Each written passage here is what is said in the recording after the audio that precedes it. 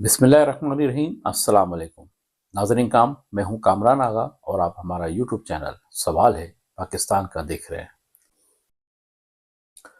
ناظرین کرام، ایک بہت اہم ایشو جس پہ بار بار کہا جا رہا تھا کہ سابق لیفٹیننٹ جنرل فیض حمید صاحب کو سزا کیوں نہیں سنائی جا رہی، ان کا فیصلہ کیوں نہیں آ رہا ہے، کیا ہونے والا ہے کیا نہیں ہونے والا ہے، تو آج وہ ایک تاریخ آ گئی ہے اور آج کے دن جو ہے سابق جنرل فیض حمید صاحب کی سزا سنا دی گئی ہے۔ 14 سال قید با مشقت کی سزا سنائی گئی ہے۔ ناظرین کرام، تقریباً 15 ماہ ان کا ٹرائل چلا۔ 12 اگست 2024 سے یہ کیس لگا تھا۔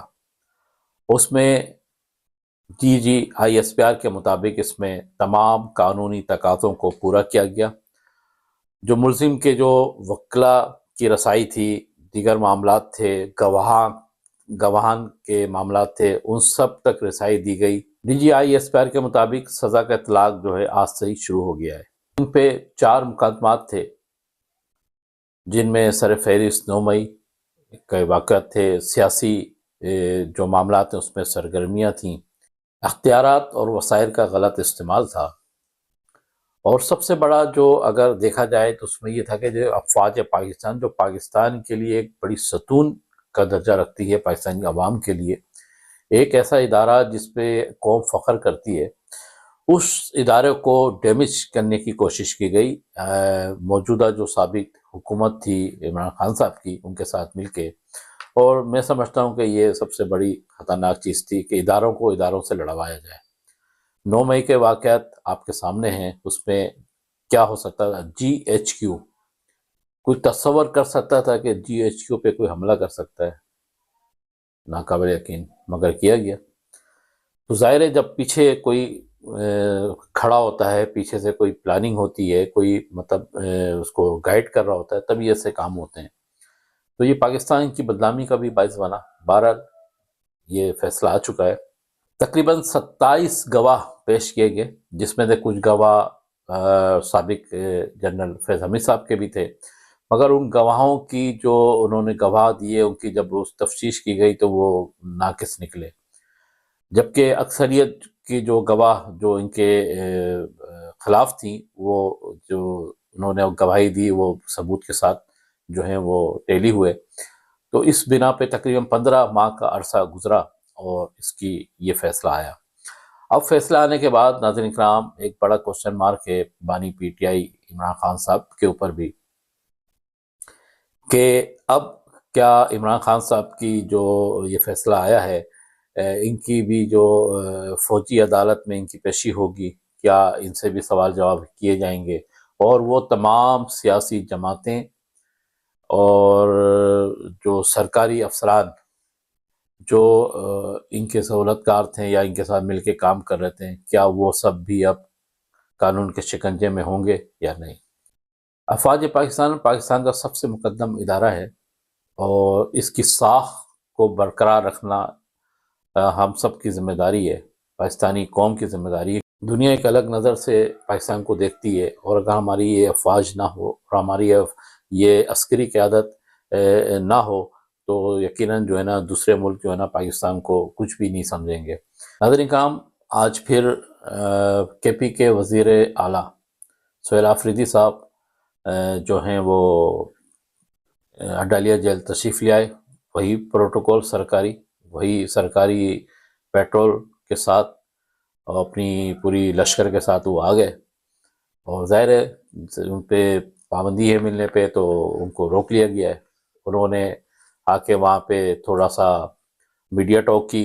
میں سمجھتا ہوں کہ شاید وہ اسی لیے آتے ہیں کہ وہ میڈیا میں زندہ رہیں اور عمران خان تک یہ میسیج پہنچتا رہے کہ بھائی میرے جو لوگ ہیں وہ آتے ہیں میرے پیچھے اور بیٹھتے ہیں چلے جاتے ہیں، مگر شاید سہیل آفریدی صاحب اپنی کرسی کو بچانا چاہ رہے ہیں اور عمران خان صاحب کی نظر میں سرخرو رہنا چاہتے ہیں، اس لیے وہ بغیر شیڈول کے اور بغیر ملاقات طے کیے ہوئے، کوئی ایسی سرکاری لیٹر نہیں ہوتا کہ بھائی آپ کی ملاقات ہونی ہے، وہ آ جاتے ہیں اور اپنی ایک وزٹ بھی ہو جاتا ہے، ایک تفریح بھی ان کے لیے ہو جاتی ہے اور ایک میڈیا ٹاک بھی ہو جاتی ہے، اور میڈیا کی زینت بن کر کے وہ چلے جاتے ہیں۔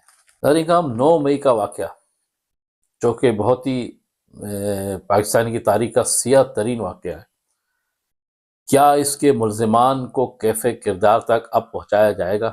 یہ ایک بڑا سوال ہے جو کہ ہر پاکستانی اور ہر محب وطن رکھنے والا پاکستانی یہ سوچتا ہے۔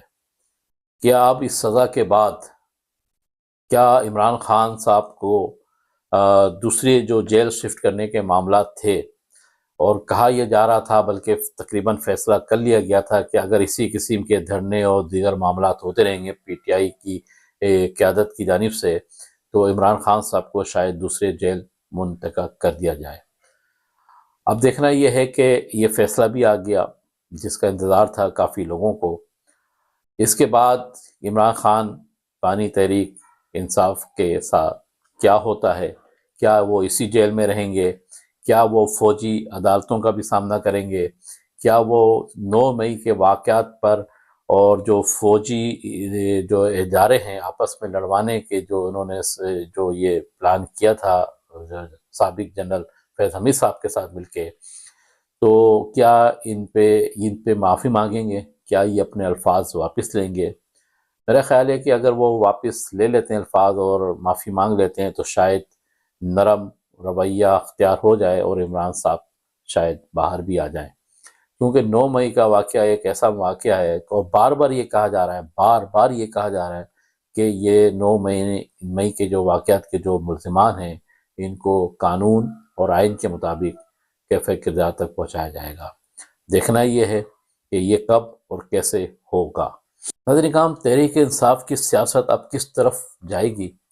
تحریک انصاف کی جو اس وقت کی لیڈرشپ ہے موجودہ، وہ کیا سوچ رہی ہے اور وہ کیا کرنے جا رہی ہے؟ کیا وہ 9 مئی کے بیانیے کے ساتھ اب کھڑی رہے گی؟